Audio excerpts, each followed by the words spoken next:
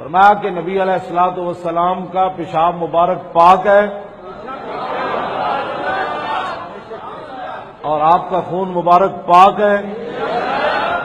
اور اگلی جو امام نے بات کی، کہا کہ صرف پاک ہی نہیں بلکہ ان کے ذریعے صحابہ شفا طلب کرتے رہے. کہ صرف پاک ہی نہیں بلکہ ان کے ذریعے صحابہ شفا طلب کرتے رہے. کہ صرف پاک ہی نہیں بلکہ ان کے ذریعے صحابہ شفا طلب کرتے رہے.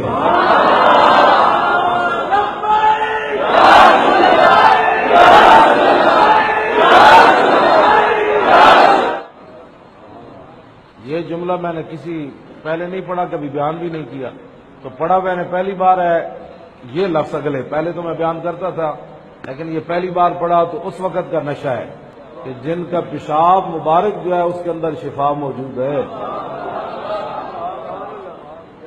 اور صحابہ حضور کا پیشاب مبارک اور خون پی کر شفا حاصل کرتے تھے. اور صحابہ حضور کا پیشاب مبارک اور خون پی کر شفا حاصل کرتے تھے. اور صحابہ حضور کا پیشاب مبارک اور خون پی کر شفا حاصل کرتے تھے. کیا اللہ کے نبی صلی اللہ علیہ وآلہ وسلم کا پیشاب اور خون کسی نے پیا ہے؟ دیکھیں اس کے اوپر میری ویڈیو ریکارڈ ہے. نبی علیہ السلام کا پسینہ مبارک، خون مبارک، پیشاب مبارک، ہم تو اسے مبارک سمجھتے ہیں. جہاں تک پینے کا تعلق ہے نا، تو ایک روایت ہے، مجموع الزوائد میں بھی ہے اور امام طبرانی نے بھی اپنی معجم میں لی ہے کہ حضور کی ایک کنیز تھی، تو سردیوں میں نبی علیہ السلام نے اپنی چرپائی کے نیچے ایک لکڑی کا پیالہ رکھا ہوتا تھا جس میں آپ پیشاب کیا کرتے تھے تاکہ اٹھ کے باہر نہ جانا پڑے. اس بیچاری کو نہیں پتا تھا کہ اس میں پیشاب ہے، اس نے اس کو پانی سمجھ کے پی لیا. تو اس کا مطلب ہے کہ اس میں بدبو بھی نہیں تھی، اللہ کے نبی کا پیشاب تھا. اللہ کے نبی ایک ایکسٹرا آرڈنری کوالٹیز والے. تو حضور نے جب بعد میں پوچھا کہ ادھر وہ پیالہ تھا، کہ یا رسول اللہ میں نے تو پی لیا، مجھے تو پتہ نہیں تھا. آپ نے فرمایا تم نے اپنے اور جہنم کی آگ کے درمیان ایک مضبوط آڑ قائم کر لی ہے. بس اتنی حدیث ہے. حضور نے کبھی کسی کو ترغیب نہیں دلائی کہ میرا کوئی پیشاب پیے، جس طرح خادم رضوی صاحب پتہ نہیں کون کون سی کہانیاں بیان کیا کرتے تھے. فرمایا کہ نبی علیہ الصلوۃ والسلام کا پیشاب مبارک پاک ہے اور آپ کا خون مبارک پاک ہے. اور اگلی جو امام نے بات کی، کہا کہ صرف پاک ہی نہیں بلکہ ان کے ذریعے صحابہ شفا طلب کرتے رہے. کہ صرف پاک ہی نہیں بلکہ ان کے ذریعے صحابہ شفا طلب کرتے رہے. کہ صرف پاک ہی نہیں بلکہ ان کے ذریعے صحابہ شفا طلب کرتے رہے.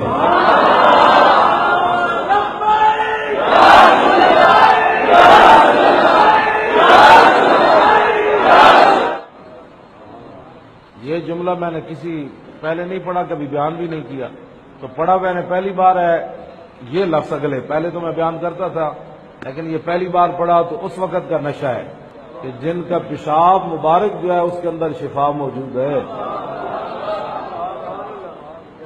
اور صحابہ حضور کا پیشاب مبارک اور خون پی کر شفا حاصل کرتے تھے. اور صحابہ حضور کا پیشاب مبارک اور خون پی کر شفا حاصل کرتے تھے. اور صحابہ حضور کا پیشاب مبارک اور خون پی کر شفا حاصل کرتے تھے. ایسا نہیں.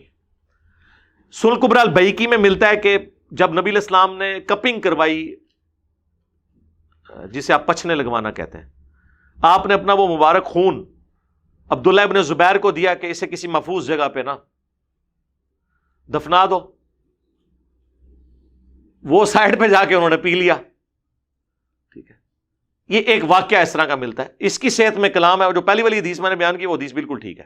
اس کی سند تو ابو داؤد میں موجود ہے، کچھ حصہ ابو داؤد میں بھی ہے کہ نبی علیہ السلام یوں پیالہ ہوتا تھا آپ کا ایک. تو اس کو بھی اگر کوئی بیان کرتا ہے تو نبی علیہ السلام نے کبھی اپنا خون پلایا نہیں کسی کو، حادثاتی طور پہ کسی نے پی لیا. پیشاب مبارک کا بھی ایک واقعہ. ہاں، پسینہ مبارک کے بارے میں بخاری مسلم حدیث ہے کہ ام سلیم ایک بڑھیا تھی، حضور ان کے گھر جاتے تھے، انہوں نے اپنا بیٹا انس بن مالک وقف کیا ہوا تھا حضور کی خدمت کے لیے. وہاں حضور سو گئے آپ کو نیند کی حالت میں کافی پسینہ آتا تھا. بخاری مسلم کے الفاظ ہیں, ام سلیم نے حضور کے ماتھے سے پسینہ ایک بڑے سے جو تھا کوئی پیالہ اس میں جمع کیا, حضور کی آنکھ کھل گئی. کہا یہ کیا کر رہی ہو؟ کہا یا رسول اللہ آپ کا پسینہ بہترین خوشبو ہے, ہم اسے اپنی خوشبو میں ملاتے ہیں. آپ نے فرمایا تم نے بہت اچھا کام کیا. اس کو آپ نے انڈورس کیا, پسینہ مبارک. بخاری مسلم میں حدیث ہے جب حضور وضو کرتے تھے اور حضرت بلال حضور کے وضو کا پانی تشت میں جو ٹپکا ہوا ہوتا تھا جب باہر لے کے آتے تھے تو صحابہ کرام جھپٹ کے اس میں سے پانی لیتے تھے.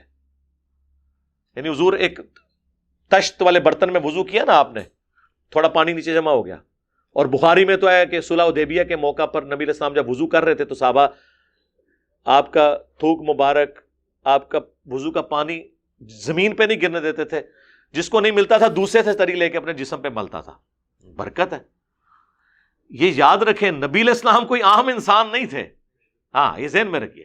لیکن اس کی بنیاد پہ اگر ڈاکٹر طاہر القادری صاحب نے 2014 کے دھرنے میں اپنے ٹیشو پیپر سے پسینے جو ہیں وہ پونچھ پونچھ کے مریدوں میں بانٹے ہیں تو یہ تو بدعت ہے. یا الیاس قادری صاحب اپنے منہ کی وہ جو ہڈیاں ہیں وہ چبا چبا کے لوگوں کو دے رہے ہوتے ہیں, مدنی ٹی وی کے اوپر انہوں نے باقاعدہ ویڈیوز ریکارڈڈ ہیں, اور وہ کہتے ہیں حضور بھی اپنے یار حضور اگر اپنے تبرکات دیتے تھے تو کبھی حضرت ابو بکر عمر عثمان و علی نے اپنے منہ کا جھوٹا کسی کو دیا؟ وہ حضور کی شان ہے. وہ تو صحیح بخاری میں ہے, انس ابن مالک سے ایک بال ایک تابی کو پہنچتا ہے اور وہ کہتا ہے اللہ کی قسم رسول اللہ کا ایک بال میرے پاس ہونا دنیا اور دنیا کے اندر جو کچھ ہے اس سے بڑھ کے مجھے محبوب ہے. حضور کے بال مبارک ہے. بخاری مسلم میں حدیث ہے حضور نے حجۃ الوداع کے موقع پر جب حلق کروایا تو حضرت ابو طلحہ کو بلا کے کہا کہ ان کو صحابہ میں تبرکن تقسیم کر دو. حضور نے اپنے بال خود تقسیم کرائے ہیں, لیکن یہ کہتے ہیں یہ عبد القادر جیلانی کا بال ہے, فلانے کا بال ہے. اور ابو بکر کا بال کدھر ہے بھائی؟ عمر کا بال کدھر ہے؟ علی کا بال کدھر ہے؟ اصل تو ولی اللہ وہ تھے, کہانیاں بنائی. حضور کی شان نرالی ہے. صحیح بخاری میں حدیث ہے ام سلمہ حضور کی بیوی نے حضور کی وفات کے بعد ایک ڈبیا کھولی جس میں چند بال تھے. انہوں نے کہا یہ حضور کے بال میں نے سنبھال کے رکھے ہوئے تبرکن, ہمارا جب بھی کوئی بندہ بیمار ہوتا ہے میں اسے گھول کے پلاتی ہوں, اسے شفا ہو جاتی ہے. صحیح مسلم میں ہے کہ حضور کا ایک کالا جبہ تھا کسروانی طیالسی. اسما بنت ابی بکر کہتی ہیں یہ اما عائشہ کے پاس تھا, میری چھوٹی بہن, جب وہ مر گئی تو میں نے یہ لے لیا. یہ حضور پہنتے تھے اور ہم اس کا دھون مریضوں کو شفا کے لیے پلاتے ہیں. حضور کے تبرکات. اب بال تو ڈائریکٹ تبرک ہے, اور حضور کے جسم سے لگا ہوا کرتا مبارک بھی, اس میں بھی شفا ہے. لیکن اس سے بزرگ تو نہیں ثابت ہو جاتے. اور نہ آپ نے اس طرح یہ کبھی نہیں ہوگا کہ وہ صحابی حضور کے قبر کی مٹی لے گیا ہو چاٹنے کے لیے, نہ یہ کام نہیں ہوا.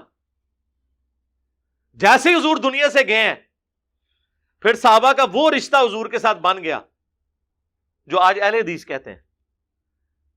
جب تک حضور دنیا میں تھے تو صحابہ کا حضور کے ساتھ وہ رشتہ تھا جو بریلوی کہتے ہیں.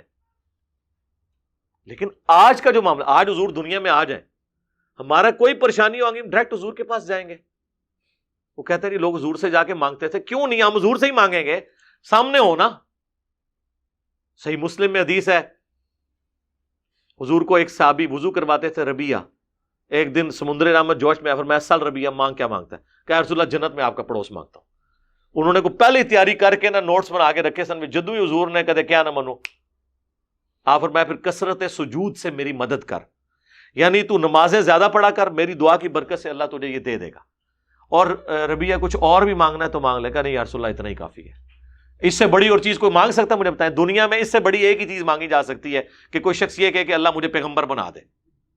پیغمبر بننے کے بعد اگر کوئی دنیا میں سب سے بڑی چیز مانگی جا سکتی ہے نا اللہ سے, وہ جنت میں نبیوں کا پڑوس ہے. آپ کے علم میں کوئی اس سے بڑا کوئی درجہ ہے تو مجھے بتا دیں. لیکن پیغمبر تو وہ بھی ہوتا ہے اللہ کی اطاعت سے, وہ کوئی دعا سے نہیں بن سکتا, پڑوس مل سکتا. تو صحابہ کرام نے رضوان حضور سے مانگتے تھے, لیکن جب سامنے موجود ہے, بخاری مسلم میں حدیث ہے بارش نہیں ہو رہی, حضور کے پاس آئے ہیں یا رسول اللہ, خطبے میں کھڑے ہو گئے, حضور نے دعا کی. صحابہ کہتے ہیں جاتے ہوئے ہم گئے تھے, اتنی کڑک دھوپ میں واپس آئے, بلکہ ممبر پہ ہی حضور تھے تو آپ کی داڑھی سے بھی بارش کے قطرے ٹپکنا شروع ہو گئے, مسجد نبوی کا چھت بھی ٹپکتا تھا.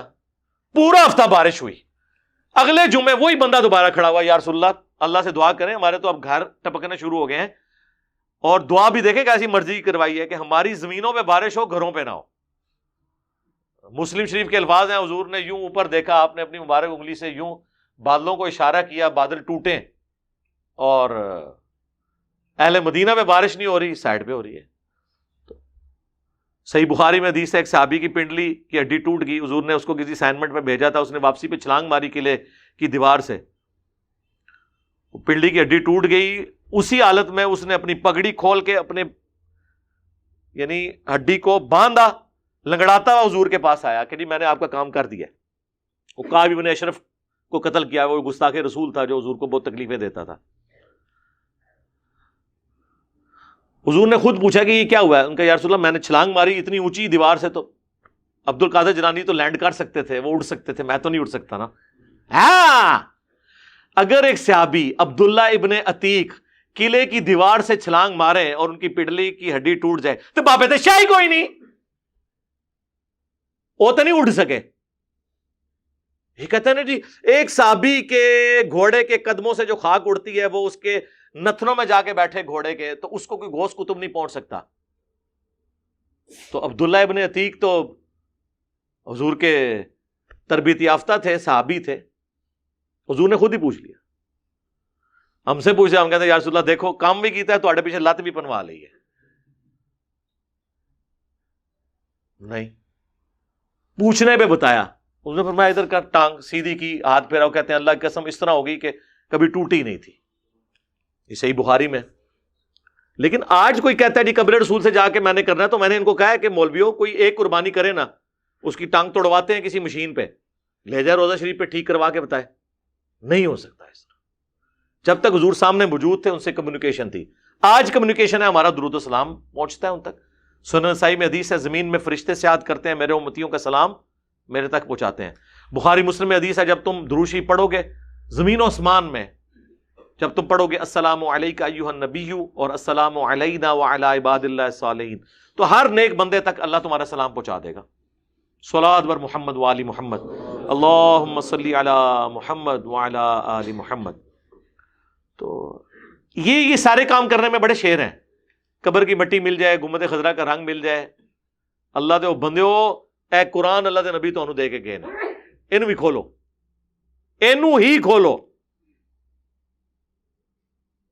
وہ مولانا اسحاق صاحب کا اگلے دن ایک کلپ بڑی اچھی وہ بات کر رہے تھے پنجابی میں، خیر مزہ آتا ہے. وہ کہنے لگے کہ جی کوئی شخص اپنے پیو نو کہ منو تیرے نال بڑی محبت ہے لیکن میں گل تیری کوئی بھی نہیں مننی. ابا بڈھا پانی مانگ رہا پیالے چ، کہنا ابا میں تیرے نال عشق کرنا پر پانی نہیں میں پلانا. تو ابا منے گا عشق؟ تو اللہ کے نبی آپ سے کیا چاہتے ہیں؟ قرآن وَأُوحِيَ إِلَيَّ هَذَا الْقُرْآنُ لِأُنذِرَكُم بِهِ وَمَن بَلَغَ. اے نبی تم فرما دو اللہ نے مجھے قرآن اس لیے وحی کیا تاکہ میں تم تک بھی اس کی دعوت پہنچا دوں، اور جس تک یہ دعوت پہنچ جائے قرآن کے ذریعے دعوت کرے. حضور تو ہمیں قرآن دے کے گئے. غدیر خم پہ قرآن اور اہل بیت، حجت الوداع کے اوپر غدیر خم میں صحیح مسلم میں 4 حدیثیں، المستدرک الحاکم میں حدیث قرآن اور سنت حجت الوداع کے موقع پر. وفات تک قرآن کی بات ہوئی ہے. عبداللہ ابن ابی اوفا سے کسی نے پوچھا کہ بتائیں رسول اللہ نے اپنا وصی کسی کو بنایا، کسی کے لیے وصیت کی؟ انہوں نے کہا اللہ کے نبی نے ہمیں قرآن کے مطابق چلتے رہنے کی وصیت کی تھی.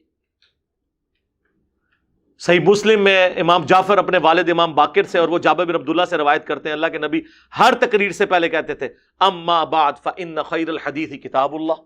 آگاہ ہو جاؤ سب سے بہترین کلام اللہ کی کتاب ہے. تسی کہتے ہو کلام بہو ہے، مثنوی مولانا روم ہے، خدا دانا ہے. وخیر الہدی ہدی محمد صلی اللہ علیہ وآلہ وسلم. سب سے ہدایت یافتہ راستہ محمد صلی اللہ علیہ وآلہ وسلم کا ہے. بدترین کام وہ ہیں جو دین میں نئے جاری کیے جائیں.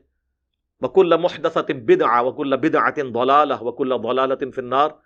تمام نئے کام بدعتیں ہیں، بدعتیں گمراہیاں ہیں اور یہ جہنم میں لے جانے والی ہیں. سر دنیا بدل چکی ہے.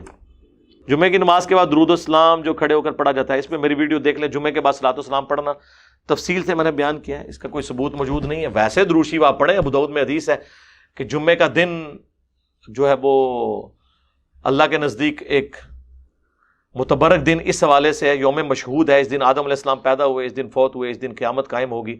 جمعے کے دن مجھ پہ کثرت سے درود پڑھو، تمہارا درود مجھ پہ پیش کیا جائے گا. صحابہ نے کہا جب آپ مر جائیں گے اور آپ کی ہڈیاں مٹی میں مل جائیں گی، یہ الفاظ ہیں، تو کیا آپ کو درود پہنچے گا؟ تو آپ نے فرمایا ان اللہ حرم علی الارض ان تأکل اجساد الانبیاء، بے شک اللہ نے حرام کر دیا ہے مٹی کے لیے کہ وہ نبیوں کے جسموں کو کھائے۔ تو دروشی پہنچتا ہے، لیکن یہ جو مصطفیٰ جان رحمت پہ لاکھوں سلام ویسے کسی نعت کے طور پہ پڑھنا ہے، چاندے کے شعر کے علاوہ باقی شعر بہت اچھے ہیں، باقی سے یہ روٹین بنانا، یہ تو ظاہر ہے جب ایک شروعی ابو ہے تو یہ پھر سنت تو نہیں ہوگا نا، اور نہ آپ اس کو یہ اس طریقے سے لے کے چلیں گے۔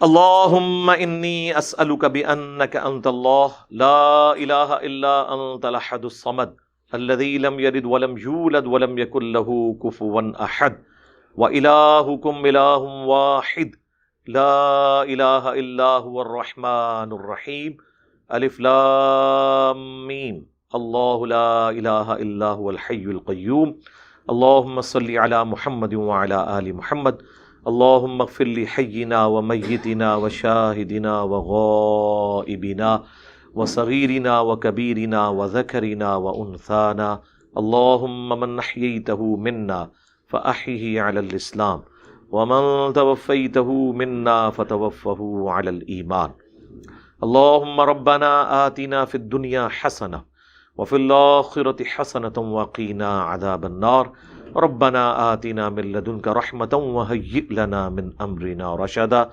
اللہم احسن عاقبتنا فی الامور کلہا واجرنا من خزی الدنیا وعذاب الآخرہ۔ اے اللہ جن جن بھلائیوں کا سوال تیرے محبوب صلی اللہ علیہ وآلہ وسلم نے تجھ سے کیا، ہمارے حق میں، ہمارے ماں باپ کے حق میں، ہمارے بیوی بچوں کے حق میں، پوری امت کے حق میں قبول و منظور فرما۔ جن جن چیزوں کے شر سے تیرے محبوب علیہ السلام نے تیری پناہ طلب کی، ہم تمام کو ان چیزوں کے شر سے اپنی پناہ عطا فرما۔ پورے عالم اسلام کی خیر فرما، بالخصوص پاکستان کو اندرونی بیرونی خطرات سے محفوظ فرما۔ دنیا میں جہاں کہیں بھی مسلمان مظلوم ہیں، چائنا میں، کشمیر میں، فلسطین میں، شام میں، عراق میں، افغانستان میں، پاکستان میں، غیب سے ان کی عزت، آبرو، جان مال کی حفاظت فرما۔ حاضرین کے دلوں میں جو جو نیک اور جائز دعائیں قبول فرما۔ حاضرین کے جو چھوٹے بڑے رشتہ دار فوت ہو چکے ہیں اللہ، جتنے مسلمان آج تک فوت ہوئے تمام کی مغفرت فرما۔ سبحان ربک رب العزت عما یصفون وسلام علی المرسلین والحمد للہ رب العالمین وصلی اللہ علی النبی الکریم وعلی آلہ واصحابہ اجمعین الی یوم الدین۔